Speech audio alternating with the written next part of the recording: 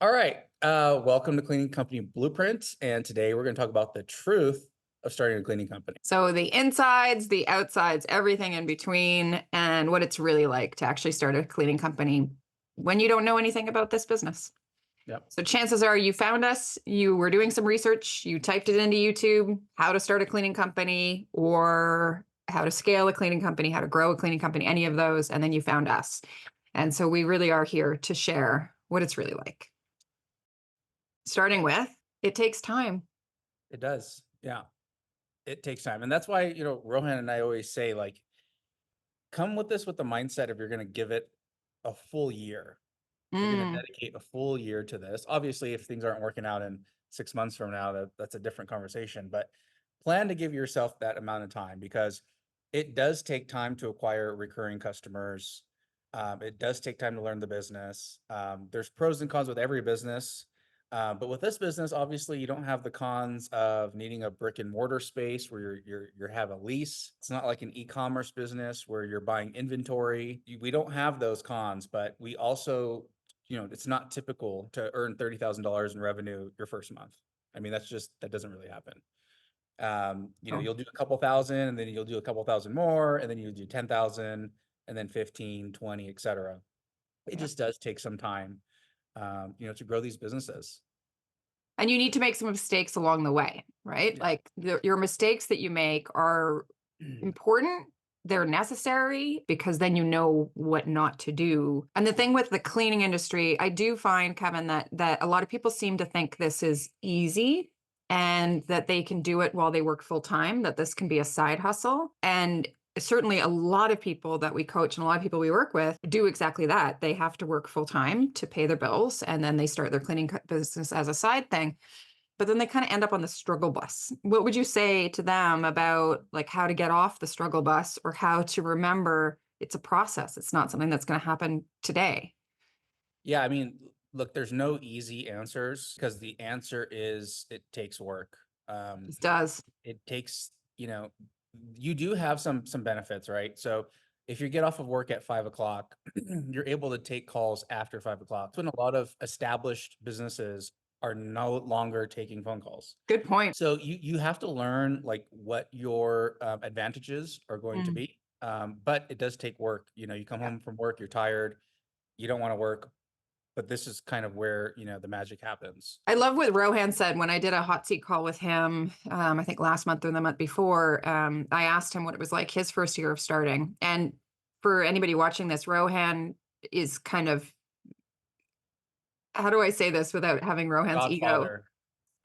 Godfather. He's like the godfather of this business. He posted this Reddit post 10 years ago that broke down exactly how to start, grow, and scale a cleaning company in 30 days. And it took off. And so a lot of people have discovered this model through this Reddit post. Or they found it here on our channel. And, Kevin and I and Jen and Rohan, we broke down, step by step how to launch, grow, and scale a cleaning company in 21 days. So Rohan is like the OG of that world. And I asked him what his first year was like, and he explained like, he would wake up and he would work on the business and he'd go to his day job, which was an accounting day job, and he hated his day job, but it was what paid his bills. And then he would go straight from work to the coffee shop and continue working on his business. I would argue you don't need to do it like from, 5 a.m. till midnight your first year, but he was also building something that nobody had built before. Now that we have all the information that we have a community that shares transparently what's working, what's not working. We can save people so much time and money and wasted energy spent on things that don't work. So you don't have to work that hard, but you do have to work hard. Like it's your first year of owning a new thing. That's hard. Yep. But it's also really fun and there's a lot that's interesting about it. So a lot of it really, and I know people hate hearing this because we're like a broken record, but the way you think is the most important part in this business. Your mindset truly is the most important part. Yeah, for sure. And the other thing too is you're gonna have to kiss a lot of frogs.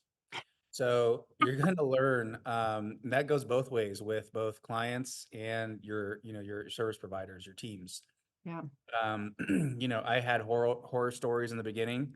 Mhm. I couldn't believe the things, that they were doing. And, you learn really quickly what you're looking for. And both what kind of, clients you want to serve and what people you want to hire. But almost everybody has to go through this thing of, finding that there's a lot of people out there that are just not qualified. Yeah. Yep. Unfortunately, and the truth is, because it's cleaning, almost everybody has the equipment and somewhat not some knowledge of how to do it. So some people think that they can just be a cleaner. Obviously, we want people with experience, but you're going to get a lot of those applications, a lot of those people that are interested in working for you that, are just not who you're looking for. They don't know what they're doing at all. Yeah. Yeah. That's why the test clean, we have a couple videos that we can link to below that talk about hiring. And it is so important that you hire the right cleaners. And it's not going to be super easy in the beginning, but it does get easier in terms of weeding out people that aren't the right fit for your company. And I know from our own experience, I think, my numbers might be wrong, but I'm pretty sure we went through between 30 and 50 cleaners our first year.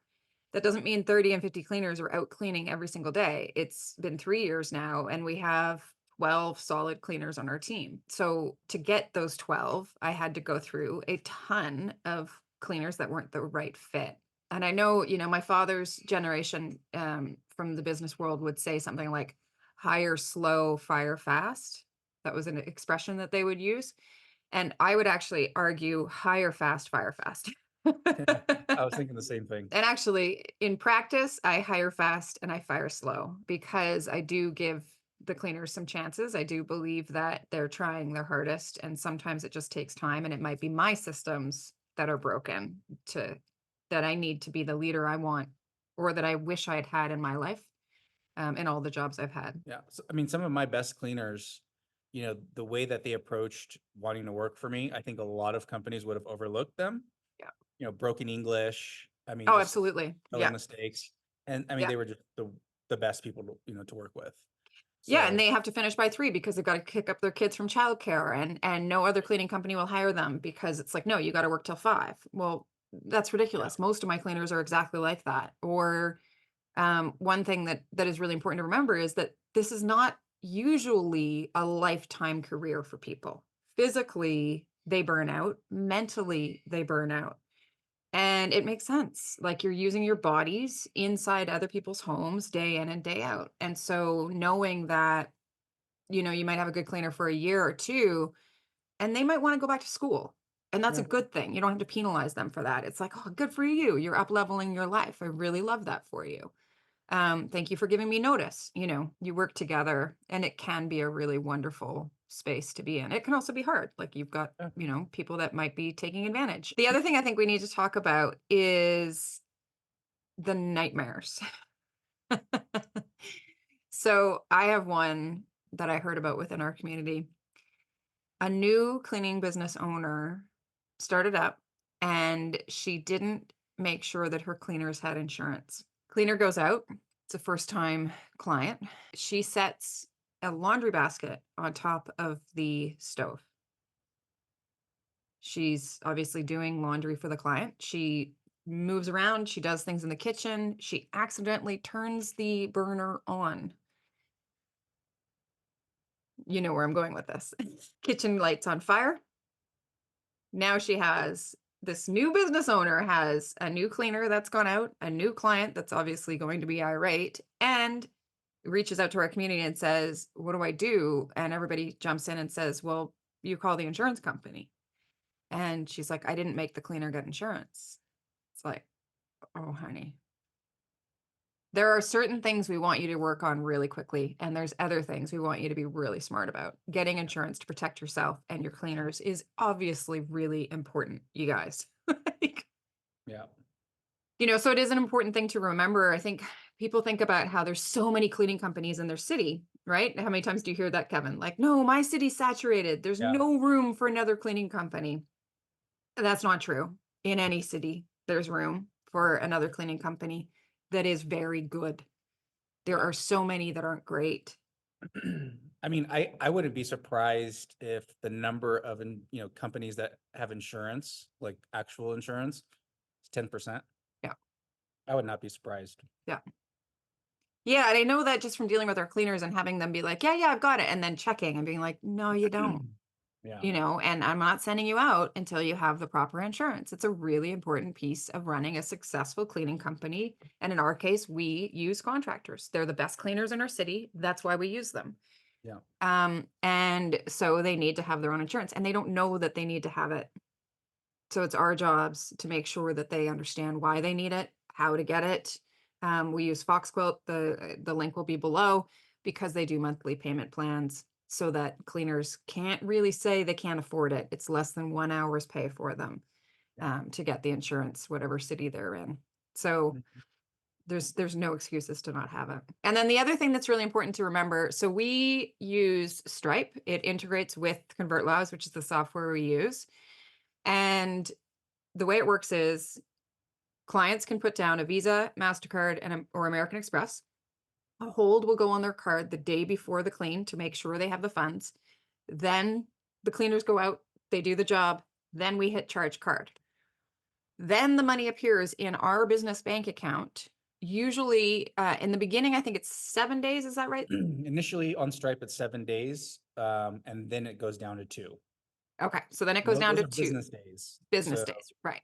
you have to So take into consideration the weekend. exactly. So today's Thursday, cleaners go out today. We see the actual money in our bank account on Monday. Right. Cash flow is obviously important. Now, in this business, cash flow is very simple. You're not, like Kevin said, you're not buying products, you're not buying vehicles, you're not paying for gas, there's a bunch of stuff you're not doing if you follow the cleaning company blueprint, which means you don't need as much cash flow as you would need for any other business out there. But you do need cash flow and you need to be good at going, okay, this is when the money comes in, this is when the money goes out. Because paying your people is obviously another really important thing. Yeah, that's definitely one thing to take into consideration. If you get in a bind, Stripe will usually allow you to have instant payouts after your Mm, account is probably a couple months old or so. yeah. So you can get that money, immediately into your debit card. But yeah, it is something to take into consideration, especially in the beginning. And reviews matter. Yeah, we're, I, I'm not serious when I say this, but I do tell people, like, in the first year of business, reviews are almost more important than revenue, because like if I were to give you 1,000 5-star reviews, like, you're set, you're gonna do amazing. Um, but because everything changes, right? Mhm. Like how the customer purchase flow is completely different. Like when you have Totally. 1,000 reviews, people don't have to call you; they'll just book on your website. It works really, really well. All right. I think Cool. that's it. The truth about what it's really like. Starting a cleaning company. I do want to say actually one more thing on that note is just that starting is the hardest part. It's just like going to the gym. The hardest part is putting on your shoes. Yeah, that first booking is the best booking, but it's also the hardest one. Yeah, And it's the one that we have a community where people can share all their stuff and it's the best. As soon as you sign up for Convert Labs, you get access to the community. And we always tell people, please share your first booking with us. Like tell us when you've had your first one, because it just boosts all of our spirits because we all remember our first client. You never forget your first client. yeah. Hmm. But in 6 months, you won't remember the client from this morning. Like, if Yeah, you trust the process and just keep going and don't quit on month 2, don't quit because one client was not great or one cleaner wasn't great. You just keep going. yeah, for sure. Yeah. Awesome. Thanks, Kevin. All right, see ya.